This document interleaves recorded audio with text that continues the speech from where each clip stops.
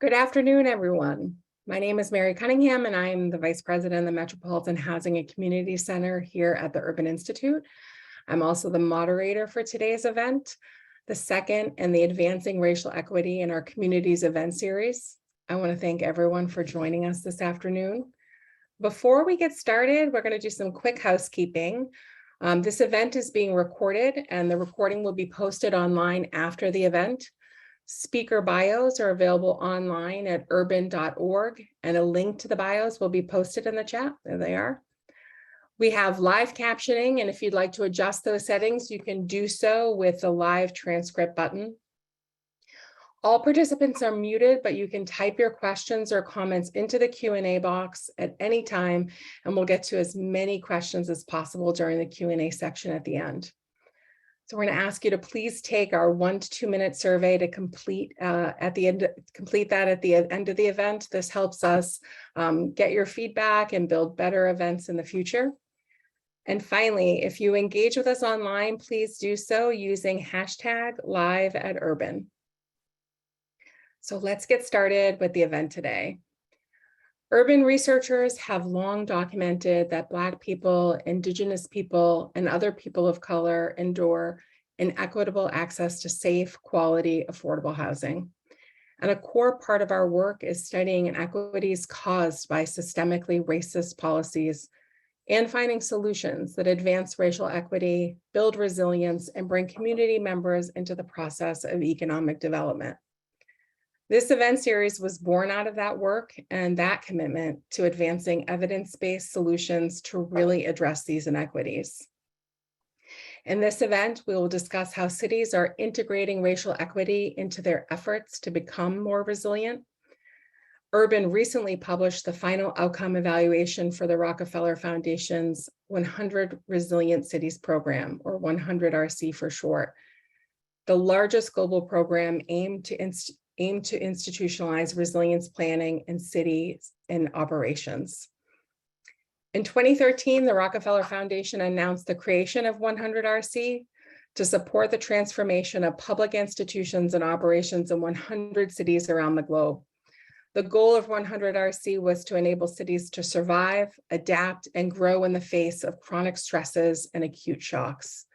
This vision of urban resilience extends beyond responding to individual emergencies. It addresses chronic stressors such as inequality, high unemployment, and access to basic services, as much as it addresses the hazard events that exacerbate them. As such, local resilience planning provided an opportunity to center equity in planning processes, such as meaningfully engaging community members and supporting vulnerable populations, as well as DEI-related changes in local government and operations. So our panelists this afternoon will touch on lessons learned from the 100RC program, and will lift up the opportunities and challenges city leaders and resilience practitioners in Miami-Dade County and Boston have faced in centering racial equity across city departments, plans, policies, and practices to advance resilience.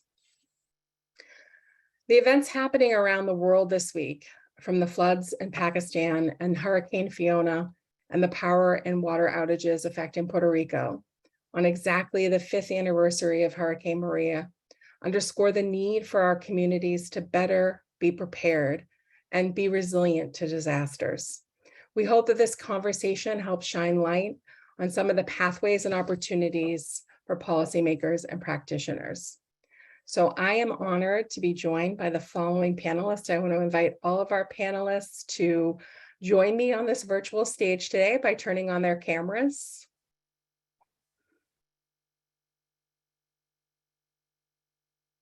Great. I know, still waiting for the mayor to come online. Was actually at a press conference preparing for the hurricane. And so I'm going to actually start by introducing Dr. Atiya Martin. Dr. Martin is the CEO and founder of All ACEs, Inc., an alternative to traditional DEI consulting firms. And she is the executive director of Next Leadership Development, a nonprofit focused on strengthening resilience and leadership for Black communities. Dr. Martin was the first Chief Resilience Officer for the City of Boston as a part of 100 RC. She led the development and implementation of Boston's initial resilience strategy, which was the first in the 100 RC network to make racial equity, social justice, and social cohesion the foundation of building resilience across the city. Welcome, Dr. Martin. Thank you so much, Mary. It's a joy to have you here today. The next panelist we have is from the Urban Institute. We're joined by Sarah McTarnahan, a senior research associate in the Metropolitan Housing and Community Policy Center. Sarah leads Metro's practice area for work on climate and communities, and her research focuses on climate change and resilience and immigrant inclusion and integration. Sarah was the principal investigator for Urban's monitoring and evaluation of 100 RC. Welcome, Sarah. Our last panelist is Jorge Burnett, a research analyst in the Metropolitan Housing Community Center here at Urban. Jorge is a member of the Climate and Communities Practice Area, where his research focuses on urban resilience, transportation, and international development. Welcome, Jorge. Thank you, Mary. Okay, and we are going to be joined by the mayor. I'm going to introduce the mayor and read her bio, and then we will see where we're at.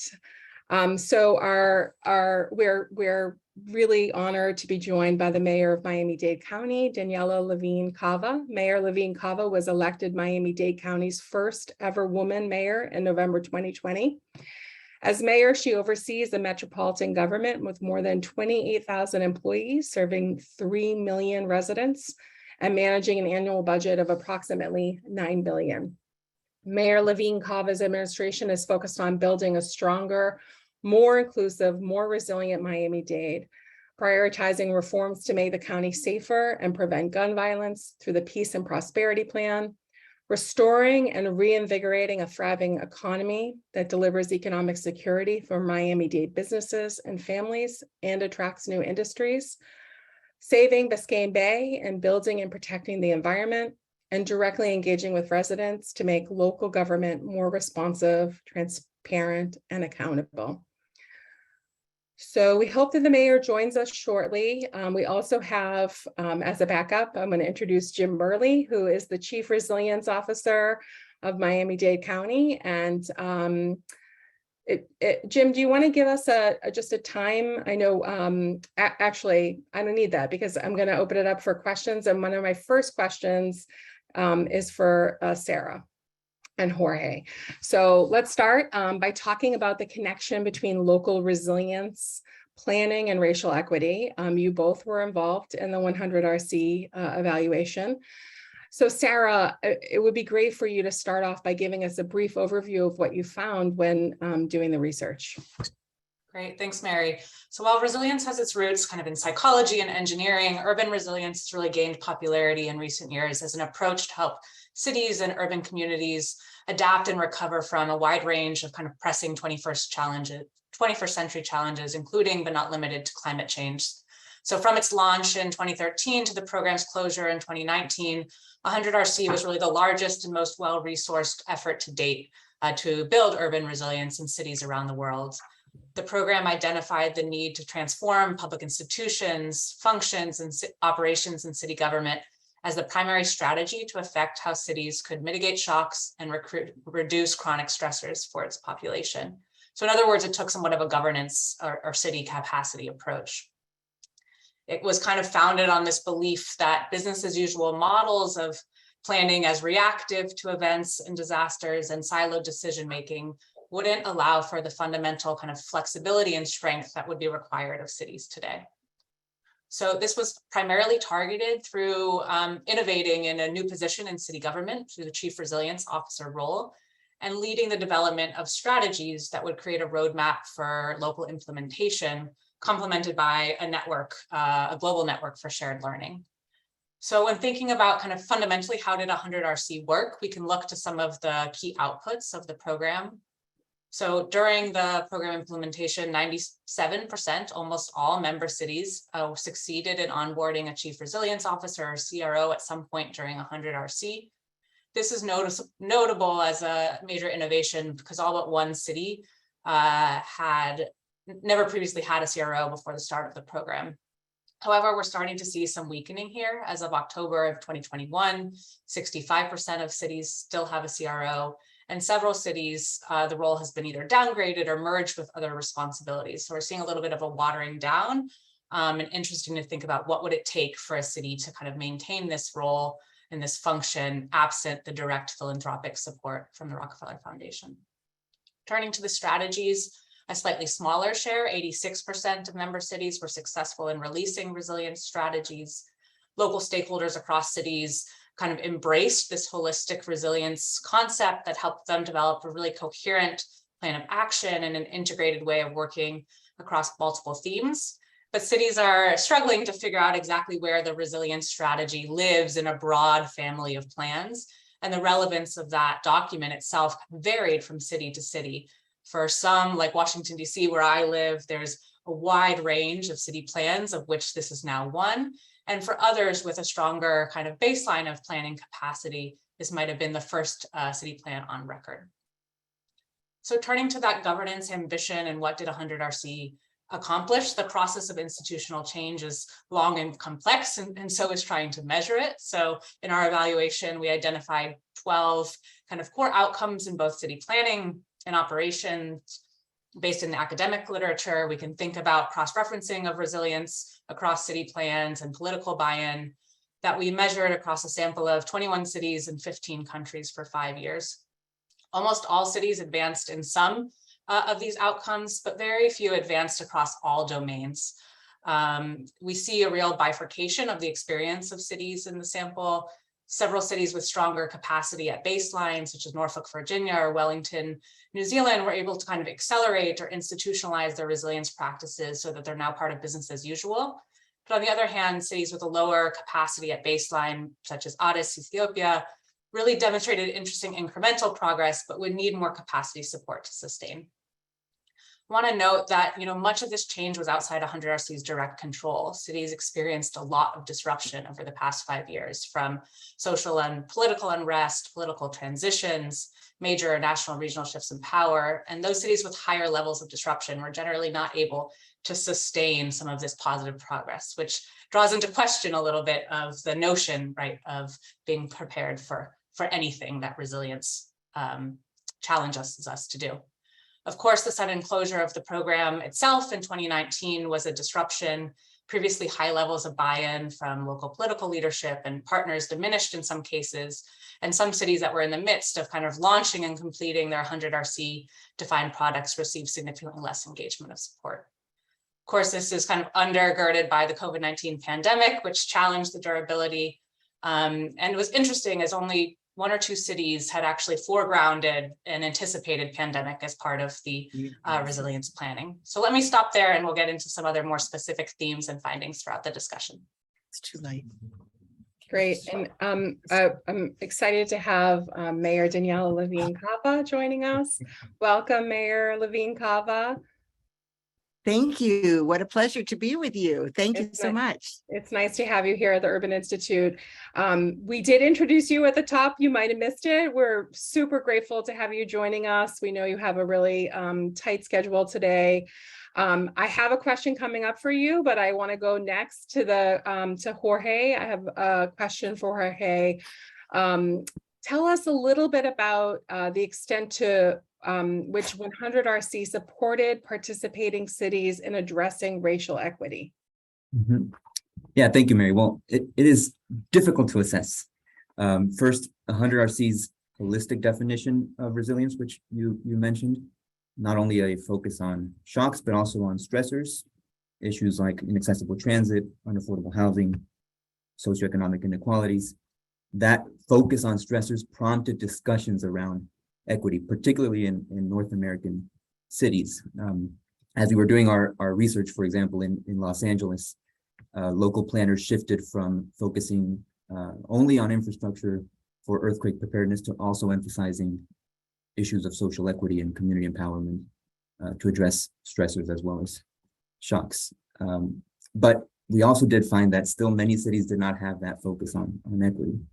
In our sample, while cities might mention these social concerns in their strategies once or twice, they were rarely the central framing for cities' strategies. And also strategies rarely identified the specific populations that were expected to benefit from the projects. And we also did some literature review to see what scholars were assessing or thinking about 100 RC, and those that were looking at it through an equity lens generally concluded that while there was considerable variation in their equity focus, strategies really did lack that specific consideration for equity and justice action. And they also said that this limitation might be a consequence of the apolitical nature of 100 RC, the definition, the apolitical nature of the definition, so kind of the flip side critique of the definition, a heavier concentration of member cities in wealthier countries, and also a lack of equity-oriented indicators in measuring resilience needs and goals. And other scholars also suggested that 100 RC model was unlikely to challenge entrenched power imbalances or address root drivers of vulnerability that limited the prospects for equity. But it is important to note, at least, that a few cities did find the planning processes around the resilience strategy as inspiration for future plans, such as methods for community engagement, which certainly has equity benefits that are important to note. But in the general assessment, both in the literature and in our evaluation, was that more could have been done. Great, thanks, Jorge. I'm gonna turn next to Mayor Levine Cava and Dr. Martin and ask how you understand the link between racial equity and resilience in your communities, and what are the priority shocks and stressors facing your communities? Why don't we start with the mayor? Thank you so much. So this summer, we had the cascading climate disasters from flooding to extreme heat to Hurricane Fiona that hit our neighbors in Puerto Rico and has put some important facts about our changing climate in stark relief. Climate change is here now. We all can see it, and the scale and pace of the challenge are larger than we had imagined. Our infrastructure, our systems must be adapted quickly to withstand these impacts and extremes. So the most vulnerable in our communities are obviously the ones bearing the brunt of these impacts. So for example, we are a very racially and ethnically diverse community. We have about 54% of our residents are foreign born. Miami-Dade, like many other communities, is already bearing has a history of redlining and other racist and segregationist policies that have put our Black and Brown communities at higher risk for climate impacts. In fact, we have what we call climate gentrification, with the higher ground becoming more expensive where the poorer populations had been living. So while historically the neighborhoods that some of these residents live in are not as prone to hurricane flooding, they are prone to rainfall flooding, extreme heat, and climate gentrification, as I said, as developers are searching for high ground. In order to truly be resilient, we need to ensure we prioritize the most vulnerable among us, and we are working to heal these divisions in our community. So how do we do that? My administration working very hard to employ integrated approaches that connect investments across the built infrastructure, natural, social, and economic systems. A great example of a place where we're doing that is in our Little River neighborhood, where we're doing hyper local neighborhood level planning adaptation action strategies.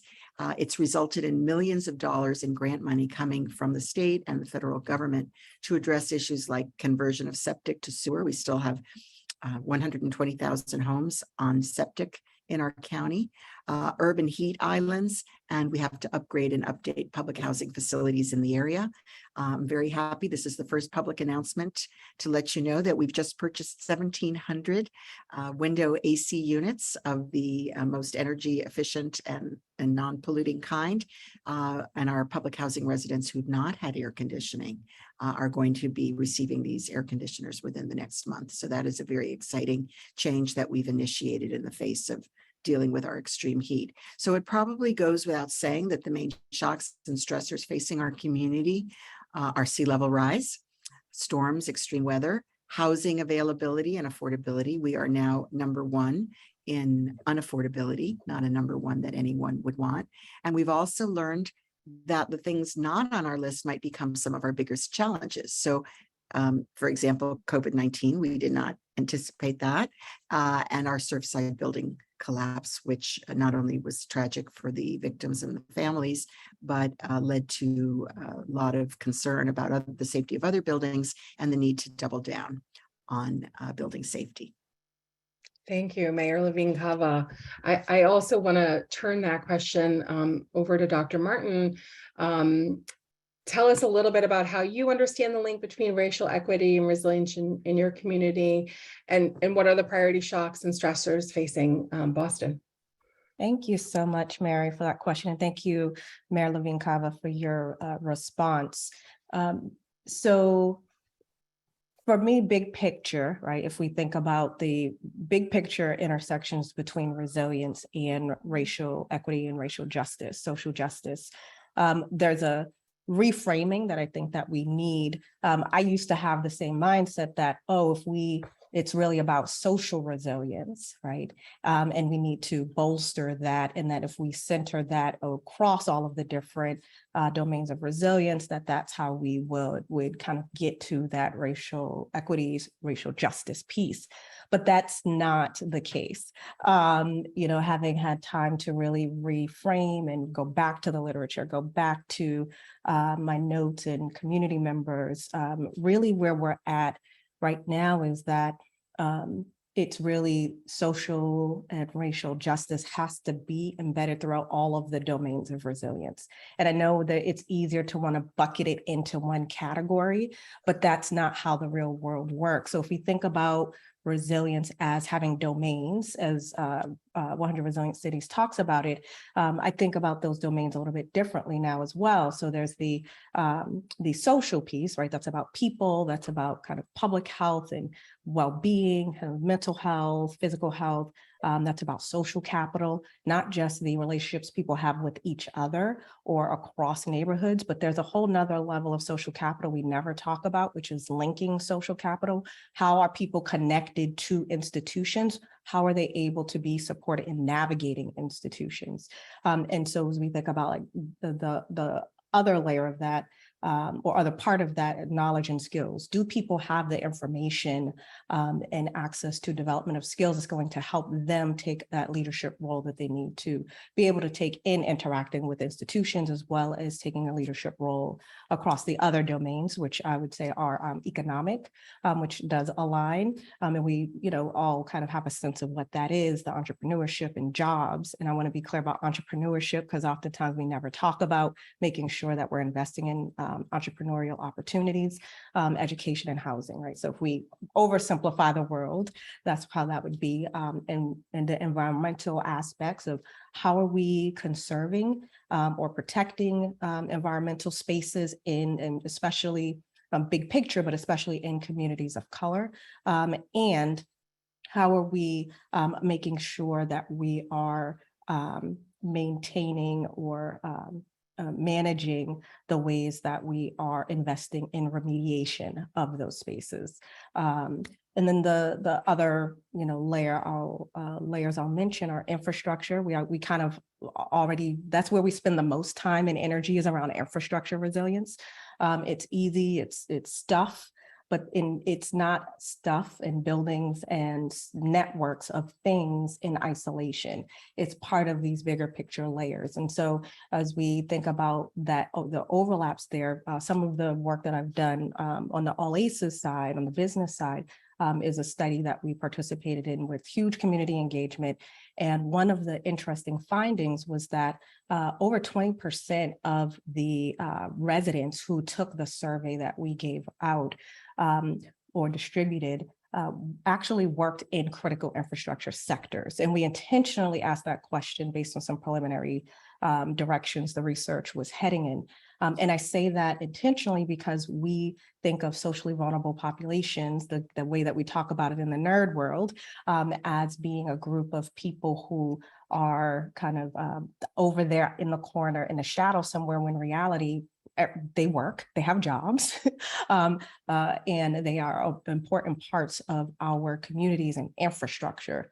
And so that overlap between people and infrastructure isn't just about access to infrastructure. It's also about the fact that they're employees of this infrastructure as well. And so the last one that I'll mention is governance. And so, governance, resilience, this idea of who do we have, not just at the table, because I know that's how we like to frame things, but that's the low-hanging fruit. And for the city of Boston, when we started our resilience strategy and focusing on racism, as a part of that, one of the important pieces was how do we make sure that we're going to where people are? How do we make sure we're going to people's tables, right? We aren't the only table in town as government. And if we think about governance, it's important to make sure that we're connecting the dots between the power that communities do have. I know we think about traditional power, but how do we make sure we're tapping into people's context expertise? They've been living in these communities longer than most of us have been in our jobs. And so they have a level of knowledge and expertise that we just will never have unless we interact with them. And then this piece around how building the relationships that we need as a part of that governance to be able to make sure that people can meaningfully participate in decision making. So as a part of the work that we did in Boston, it really was about creating opportunities for folks to also be at our table. So we had the Boston Resilience Collaborative, which was it sounds crazy now out loud, but we had over 100 people representing the private sector, so businesses, nonprofit organizations, government, and community members. And they were organized by these different sections of how we were organizing the resilience strategy, and they literally were our accountability. Right. So with this government authority that we have to be able to create a resilient strategy for the whole city, that we needed to have community accountability to make sure that we were heading in the right direction. So all of that to say, this piece around how racial justice and resilience overlap is much deeper than we have been able to go in the broader conversations. And if we think about what the stressors are, one of the things that through this conversation we're talking about is racism, right? If we're talking about racial justice, we're talking about racism as the reason why we need racial justice, and really making sure that we understand in a much more sophisticated and nuanced way what racism is and how it works as a stressor. And so, which is one of the reasons that it was a part of the resilience strategy under, I want to make sure that I say this explicitly, under the leadership of former Mayor Martin J. Walsh, who is now the Labor Secretary for the United States, that it was his idea, and it was my job to figure out, well, what does that mean in real life? And so being able to connect those dots, but see it as having these understanding how it has impacted all of these different layers or domains of resilience. In terms of shocks, I will say everything from heat waves, which we just have experienced over the summer across the country and in Boston, which led also to one of the biggest droughts in our history in Massachusetts, across the state. Also winter storms. And so when folks who are from Boston or were in the Boston area during this time, remember the 2014 and 2015 winter snowstorms of every week having a blizzard that shut down the public transportation system, as well as kind of the traditional ways that we think about a coastal city like Boston, kind of coastal flooding, sea level rise, as well as pandemics, as Mayor Levine Cava mentioned. So thank you so much for asking that question and for kind of really focusing on this issue. Well, thank you. Thanks for highlighting the importance of how we think about and define community, how do we engage community, and also specifically calling out racism as a stressor. I think those are all really important points to highlight. So I'm going to turn next to the mayor. Before I do, I want to remind people that if you have questions, you can add your questions to the Q&A box. We're collecting them up, and we'll be setting aside some time at the end of the conversation to make sure we address some of those questions. Mayor Levine Cava, upon assuming office, you launched Thrive 305, which the Miami-Dade County website describes as the largest public engagement initiative in Miami-Dade County government's history. Can you talk a little bit about that initiative and how it will enhance resilience of your community? Thank you. So I'm the participatory gal. My life has been primarily, my work has been about engagement with community. And so I came into office with kind of a mandate from community organizations, communities to continue to be the most people-focused mayor. And we had actually a great opportunity that came our way initially through the Ford Foundation, that they had done, they had supported some major engagement activities in Houston, in New York City, and they offered to how they could help us. So we put on a really great effort, and it was in the middle of the pandemic. So imagine we were limited in what we could do face to face, but nonetheless, we partnered with a range of community organizations. We went door to door. We also did virtual. We eventually did some meetings in person, and we ended up engaging a full 1% of the population, which is statistically significant. So we have almost 3 million residents, and we had, very significant participation. And it led to establishment of the priorities for my administration. They were reflected in my first year budget, which was passed in the summer last year, and now my second that just passed this week, in fact. So the budget is organized around the pillars that were established from public input. And, I really believe that when the people lead, the leaders will follow. And I've been a community organizer most of my career, a lawyer and a social worker too, but primarily as a community organizing perspective. And so we took all that input and we came up with a simple pillars, we'll say, the 4 E's: environment, economy, equity, and engagement. So I've organized my administration around those pillars as well. We have the first ever Office of Equity. We have the first ever engagement team. We do an equity inventory across the county.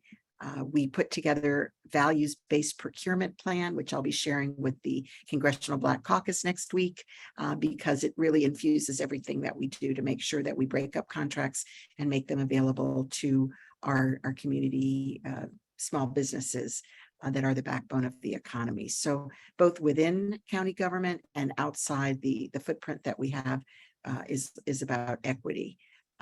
And of course, environment, which we're all talking about. We have a very robust Office of Resilience. And as a county commissioner, I was a key part of making sure we did have that office, and the Chief of Resilience Officer, Jim Burley.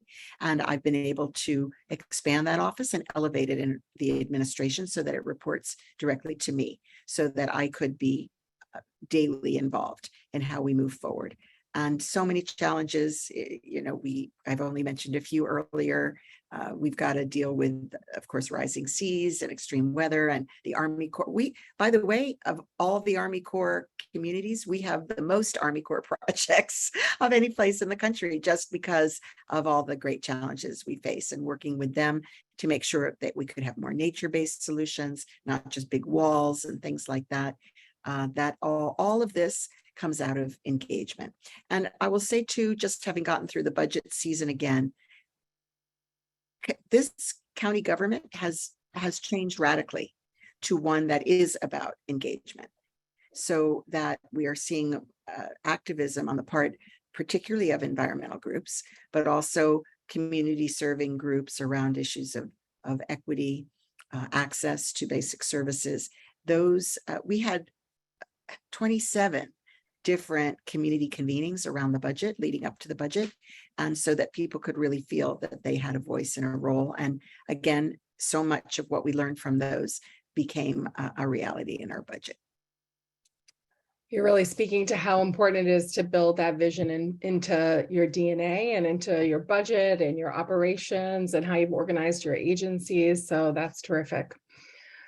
I'm going to turn next to Dr. Martin. Dr. Martin, you led the development of the resilience strategy for the city of Boston. This is a strategy which was unique in incorporating racial equity as a key pillar. Can you talk about how the city decided to center racial equity as a part of its resilience agenda and how Boston actually went about making its focus? And then finally, any lessons learned from that process? And if I'm right, it's really the early on in this process, in the 100 RC process, where Boston was one of the first to announce the focus on racial equity. Yes, that is true. And so the idea actually, as I mentioned earlier, came from a priority that had been set by then Mayor Walsh. And at the time, there was this dance that I had to do between translating what the big picture idea was into practice and aligning it with the 100 Resilient Cities framework. And so that took a lot of work on both ends to bring the mayor's office, keep the mayor's office focused on that there's an overlap here, that these aren't two separate issues. And then also working with 100 Resilient Cities to help them understand that we see this as being an issue throughout all of the different domains that have been laid out by 100 Resilient Cities. And so that was a lot of extra work, but it was worth it to be able to do what we were able to do. And I'd say the other part of it was the engagement, the community engagement, as Mayor Levine Cava mentioned. There is this, there's nothing that we should be doing without people's input, but particularly for issues this big. And so it's particularly if we're talking about racial justice, we can't be having conversations about people without them. And that framing clearly comes from the disability community, as well as activists, over the years, going back decades, this idea of community voice and choice, right? So it's not enough that we kind of try to placate people by having meetings and saying, thanks for your input, and then walking away and then doing what we want to do behind closed doors. But this idea of really embedding them in the process from the beginning all the way through. And so one of the most challenging and rewarding experiences was that engagement. So between the 100 businesses and residents and nonprofit organizations and government representatives who are a part of the conversation of how do we look at the data that we have available and think about what types of approaches we can leverage, but being in community. So as a part of the outreach work that we did to engage over 15,000 residents in the city of Boston with a department of, at the time, 2 full-time people, and occasionally a group of interns and fellows to help support our work, plus our partners in city government and community partners that we worked with. And so we rode buses to talk to people, because these are folks who will never, ever have the opportunity to be in any of these meetings. We rode trains. We went to community. We worked with a number of community partners, dozens of community partners, to go to their events and partner with them on events to be able to engage with folks around priorities and issues, so that it was a true partnership, but also respectful of their leadership. And what was fascinating was just how knowledgeable people are. I think there's an assumption that people don't understand these issues, but they do understand them.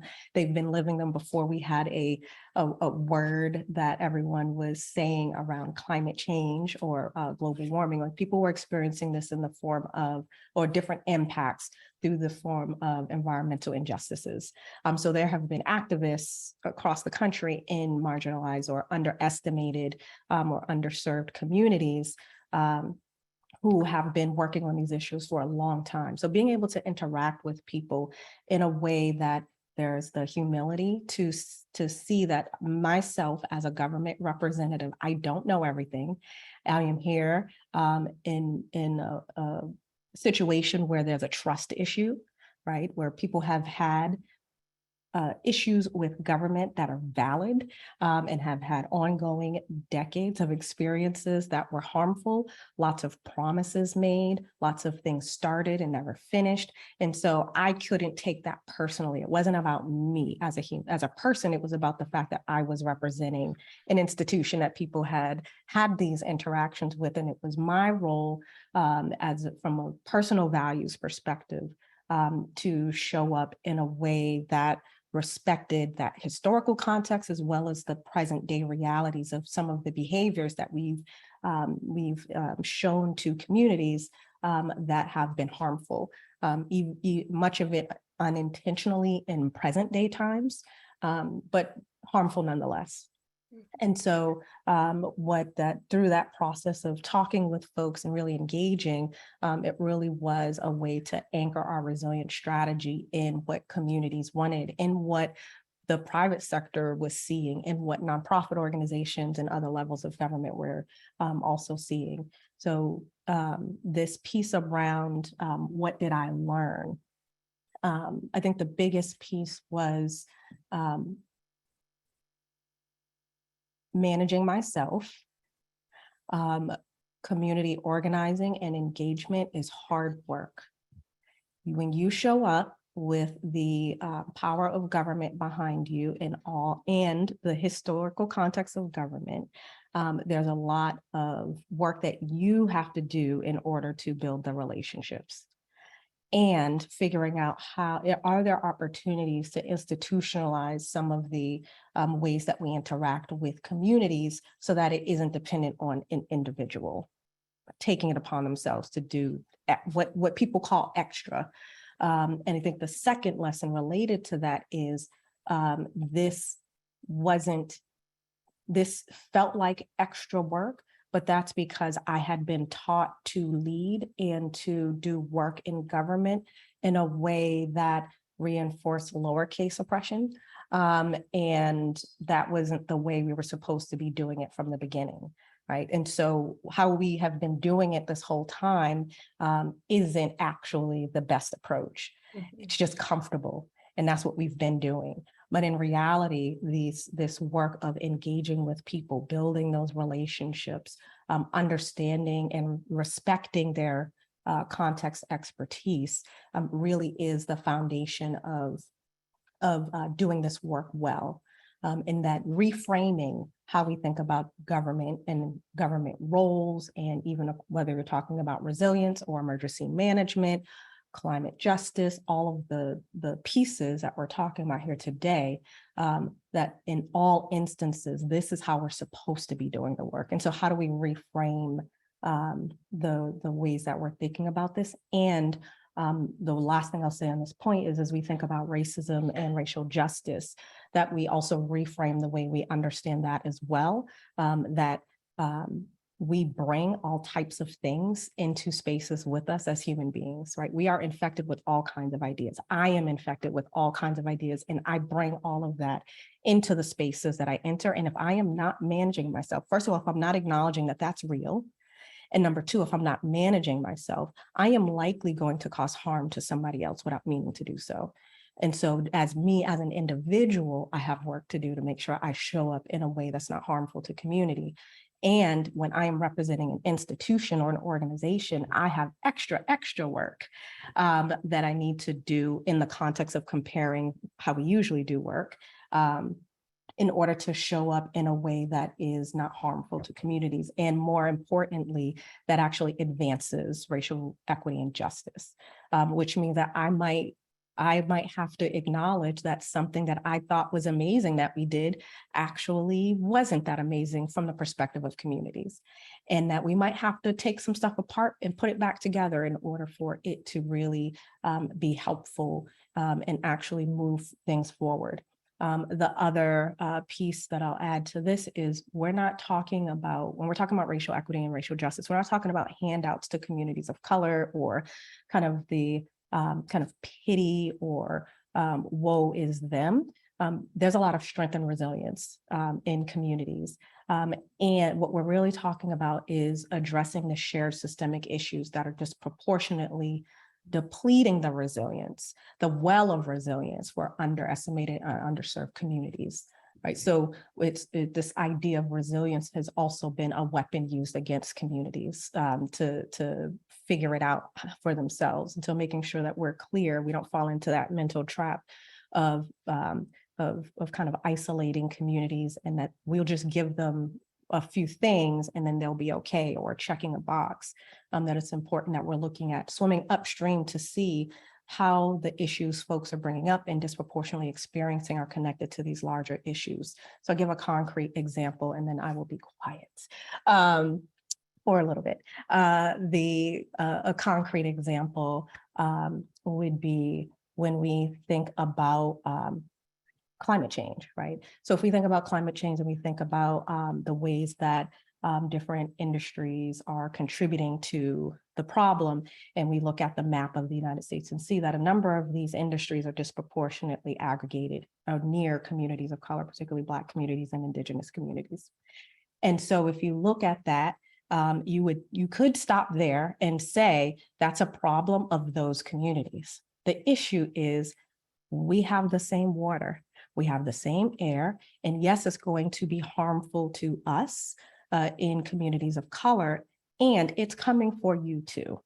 And so how do we get out of the thinking that issues are siloed and are only about a particular group of people when if we swim upstream, there's a bigger policy issue, there's a bigger systemic issue, there's a bigger structural issue or issues that we need to be disentangling and really addressing.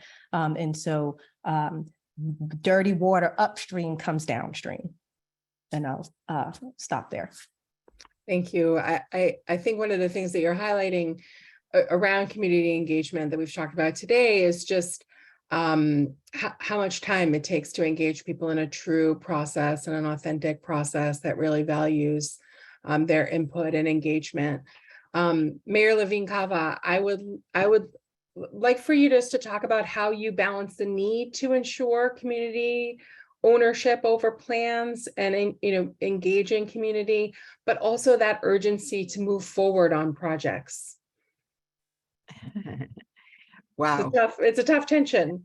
Well, very interesting to hear Dr. Martin's experience. And I just want to echo a couple of things. Nothing about me without me coming out of the disability rights movement is definitely my watchword too. And it does take work, as you say. And it also means that you have to be open to criticism, as Dr. Martin mentioned. If you are not truly open, then don't bother. Because that it is truly an iterative process. I'm reading a fabulous book called The Power of Giving Away Power by Barkin, who worked with President Obama to get him elected, and then was his ambassador in England. And it's really a fascinating read. I'm giving it to my leadership team very soon to help us with our culture shift about how to be open and co-create with the public, but also within government. So you asked the question, basically how much process do you need, and how much of it might interfere with efficiencies? It's a very, very delicate balance. And I think the public wants to be at the table, but that does require educating and sincere engagement. And of course, not every staff person is open to that as much. So we're doing an inventory actually of engagement practices across the county departments and highlighting and lifting up and creating space to learn together about things that work. And I will be creating some guidelines for expectations about engagement. But I think you put the time in and it pays off. It pays off in the short term and in the long term. In the short term, it pays off because then people are happier and then they have they feel connected. And so you get less resistance. There is, they do turn on the, they will, in organizing, when you organize people, their first object will be you. So you have to prepare for that. But if you're genuine and can speak about the limitations and openly and work together for opening future doors, I think you can get through that most of the time. But, there is a point at which it's all process and no product, and then everybody gets tired of that. So you have to definitely bring people along with a realistic sense of what can be accomplished. I'll give you an example. I've been talking about participatory budgeting. The processes that I've brought in the last almost 2 years are more participatory. They don't perhaps qualify as full participatory budgeting. So we do have some community activists who are ready for participatory budgeting, and we're working together to get to that point and hope. And they have been patient because they see progress and they see the results of the input that they've given thus far. So, it should not be process for the sake of process. It should be process for the sake of change or impact. Great. And I want Sarah to weigh in on that from your research. Sarah, tell me a little bit about what you learned about the opportunities and challenges cities face in shifting towards implementation. Yeah, I appreciate it both with Dr. Martin and Mayor Levine-Cava's reflections. For me, it's that importance of holding both procedural justice and kind of outcome or distributional justice. And I think putting those in conversation with each other, often what we see is that there might be really good process over here and really exciting implementation over here. And for cities in the 100 RC network, I think the resilience strategy gave them a long, but also contained to 1 or a year and a half process of laying out a strategy, hopefully based on that kind of strong foundation of community engagement, and then that roadmap to move forward. And we see cities really innovating in how they're implementing priorities and goals outlined in the resilience strategy to design projects that can cut across the domains that Dr. Martin was talking about and not have infrastructure happening over here and social happening over here. But I would say, despite that desire, so many of the funding streams, our technical expertise, and our kind of tendency is to handle those one piece at a time. So we see a little bit of that as well in the implementation coming out of these resilience strategies, with an emphasis on kind of those infrastructure pieces around water control, water quality, green infrastructure, and transportation happening, while also advancing kind of the more socially oriented resilience initiatives such as public education campaigns. I think across the city. When you're done, I'd like to add one thing, if I may. Great. So thinking also just about that need for political will, access to both the funding and the technical support, and the champion, I think seeing the way that CRO can be that champion to pull an initiative forward and help connect the dots between community and government interests. But a lot of cities are still facing a context with lack of funding or even policy instruments to implement, lack of support or turnover that makes that difficult. And just one thing I'd like to say to connect that theme of implementation to equity is that still more work remains to make sure there's a through line to all the important work in the planning stage of identifying vulnerabilities and listening to communities that have been underserved and making sure those are prioritized in the implementation. I think the work coming out of the latest IPCC around maladaptation, or that threat that addressing one resilience need in a part of a community could spill over and hurt others, kind of what the mayor was speaking to with climate gentrification, is a really critical opportunity for local resilience practitioners to take on and lead the way in that holistic understanding of the likely outcomes and impacts of a project. And seeing a few cities making kind of interesting progress on just transparency and accountability of those resilience shocks that would help over time, but is one of those outcomes that we analyzed across the sample, but saw fewer cities making notable progress towards. Mayor, did you want to respond? Yes, so I forgot to mention my longer term outcome of all of this is greater trust in government and our democracy. So in the short term, it's about people who are stakeholders as to the things that are their immediate concerns or needs or so on. But the interplay with government and the public is what creates a longer term commitment to be actively engaged in our democracy, and I think is critical to our future as a country and as a society. Mhm. And I'll just quickly, are there any questions? I was going to say we have 5 minutes left. Okay. I have actually more questions for the panelists. I think we could stay here on another half an hour, but unfortunately we are set to end at 1, and I want to make sure that we are answering some of the questions that are coming through. We've had an active Q&A. So let me just pose this question. And Dr. Martin, I think we're going to start with you.